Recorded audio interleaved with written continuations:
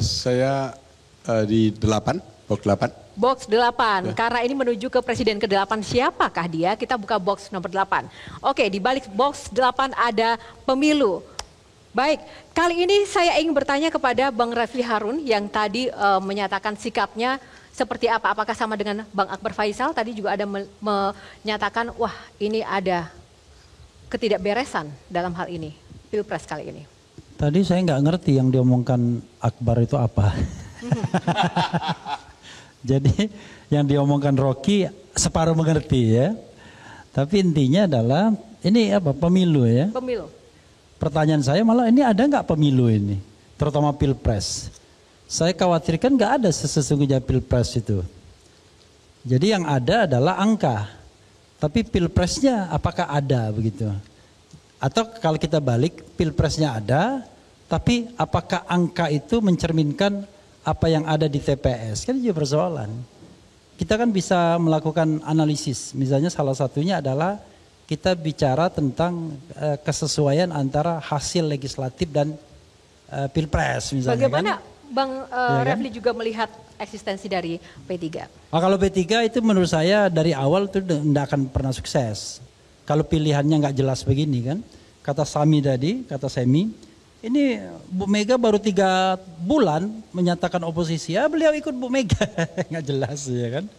Karena itu menurut saya justru orang mempertanyakan ngapain P3 itu tiba-tiba ikut PDIP begitu. Padahal ideologinya kanan ya begitu. Tapi orang juga bertanya ngapain nggak ikut istana kalau mau pragmatis. Jadi ini mau melawan, sorry Pak ya, nggak apa-apa kan saya frankly speaking. Jadi ngapain gitu, idealis tidak, tapi pragmatis juga tidak. Makanya gara-gara tanggung, ya suaranya tanggung juga jadinya. Apakah Bapak sepakat dengan Bang Refli? Mungkin silakan Pak untuk diberikan penjelasan. Saya tidak sependapat ya, karena politik adalah perjuangan. Setiap perjuangan adalah kita menginginkan sebuah kemenangan. Ya, kemudian kita bekerja sama, berkoalisi, tentu kita memilih dengan partner koalisi yang kita percaya itu akan membawa kemenangan. Ya itulah yang kita yakini. Nah, jadi kalau menurut saya itu adalah pilihan yang terbaik bagi Partai Persatuan Bangunan untuk mencapai pada jalan kemenangan itu. Walaupun mungkin ada kemungkinan salah koalisi itu bisa menentukan juga kualitas dan kuantitas suara di partai ya Pak. Bagaimana Pak? Saya pikir partai kita memiliki sejarah sendiri ya. Jadi Partai Persatuan Bangunan ini bukan partai yang baru berdiri.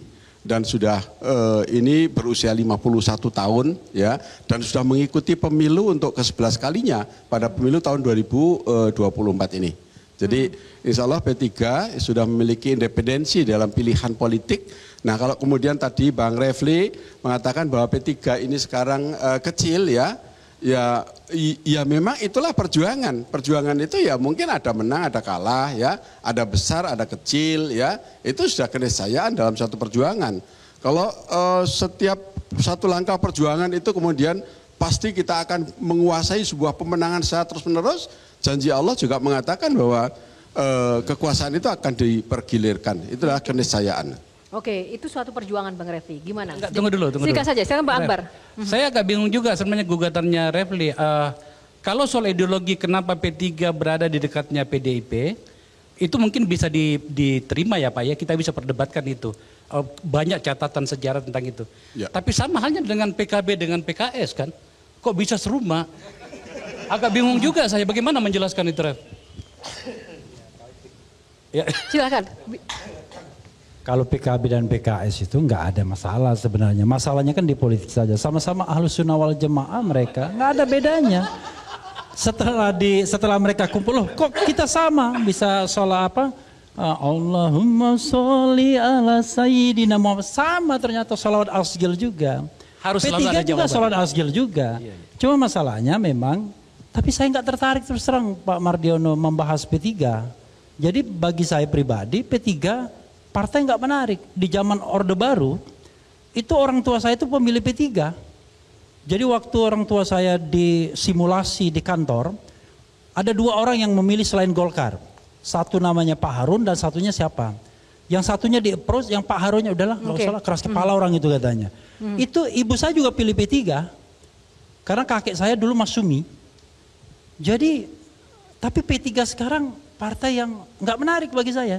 Oke, Tidak menunjukkan ideologi apa-apa. Bagi Bang Refli, kalau Mas Aris, silahkan Mas Aris. Ya, terima kasih Yohana. Pak Ketum, ada 2 pertanyaan setidaknya untuk P3 dari saya. Ini soal Pilpres. Kalau kita lihat hasil sementara ya, setidaknya di quick count, 4% lah dapat P3 ya sementara. PDIP teman koalisinya sekitar 17, artinya 20-21. Tapi kenapa tidak terrefleksi di pilihan presidennya Pak? Itu yang pertama. Yang kedua, sama saya dengan Mas Refli, keluarga ayah saya P3. Agak sedih juga saya melihat P3 sekarang ini gitu Pak ya. 3 partai tertua yang saat ini ada, PDIP, P3, dan Golkar. Dan P3 yang paling bawah. Bagaimana Bapak menjelaskan itu Pak?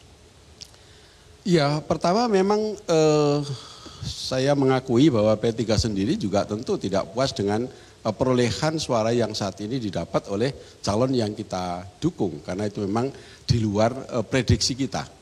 Jadi kita masih melihat sekarang proses yang sedang dijalankan ini apakah di sini mengandung suatu masalah yang mengakibatkan kepada tidak liniernya. Dan ini kan juga dari hasil survei-survei sebelumnya kan juga jauh ya. Nah, kita sedang menyoroti itu karena proses sedang berjalan ya kita akan coba terus mengawal itu semua. Soal P3-nya Pak? Ya, soal P3 kan sama, sekarang kan sedang berproses. Ini kan pemilu baru mulai dihitung ya, baru 2 hari. Mungkin yang masuk aja suaranya baru sekitar belum ya 30%. Ya, nah, ini tentu saya masih optimis bahwa karena saya juga tidak henti-hentinya ya, terus keliling di seluruh Indonesia dari Sabang sampai Merauke dan hasil dari pemilu ini juga kita persiapkan jauh-jauh hari ya, bukan kemudian Partai Persatuan Bangunan itu partai yang dadakan menjelang pemilu baru hadir, saya tentu tidak. Tetapi memang kemudian P3 itu pada hasil pemilu tahun 2019 itu memang ada di tingkat yang paling bawah ya, tentu untuk mengembalikan ke atas ini ya butuh proses waktu. Itu kami menyadari bahwa politik ini tidaklah mudah untuk seperti membalikkan telapak tangan. Santun sekali P3 ya, jawabnya santun sekali. Untuk bilang ada kecurangan sulit sekali. Gimana Mas Rocky? Gimana Bang Rocky menanggapi Ini, fenomena P3? Istilah Pak Mardianto. Pak Mardiono. Mardiono tadi, optimis itu. Ini hitungannya belum selesai, koalisi udah bubar. Kan Anda optimis, sementara Ibu Mega pesimis. Kan Hasto bilang dia mau beroposisi aja dari sekarang. Jadi bagaimana mungkin kimianya itu terbelah justru ketika molekulnya belum terbentuk. Kan itu ajaib itu.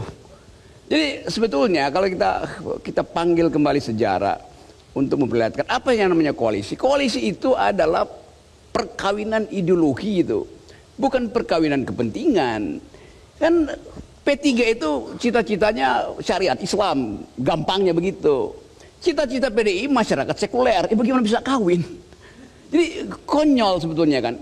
Hanya karena ingin memperoleh porsi 20% ini. Dari awal saya Refli Harun 2 kali pergi ke Mahkamah Konstitusi. Kan masalahnya dimulai ketika perkawinan itu dipaksakan threshold 20%. Sehingga PDIP nggak bisa juga karena terlalu ya dapat tapi kurang percaya diri. Apalagi P3. Satu poin. Poin kedua. P3 dan PDI itu koalisi kesedihan sebetulnya pada akhirnya itu. Kenapa Anda mengatakan demikian? Saya terangkan. Kesedihan P3 tidak setara dengan kesedihan PDIP. P3 dia lenyap nggak ada soal tuh. PDIP lenyap itu seluruh cita-cita mulia dari Ibu Mega untuk memenangkan Jawa Tengah dipecundangi oleh Jokowi yang adalah kader PDIP.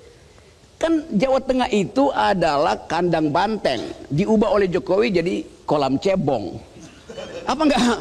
Apa betul-betul penghinaan itu kan? Nah buat P3 yang nggak ada soal, tapi buat PDIP itu soal besar. Itu poinnya di situ kan. Coba apa mau saya teruskan? Iya, tapi intinya adalah dengan P3 ini apa yang kemudian harus dilakukan? Apakah kemudian nanti harus merapat ke titik-titik tertentu atau seperti apa? Pasti jadi pragmatis kan, karena koalisinya bukan sekedar tidak sempurna, koalisi yang tidak dibolehkan sebetulnya.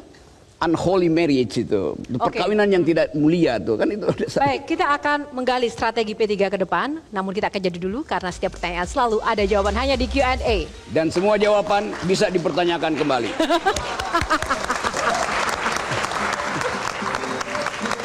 Jelajahi cara baru mendapatkan informasi. Download Metro TV Extend sekarang.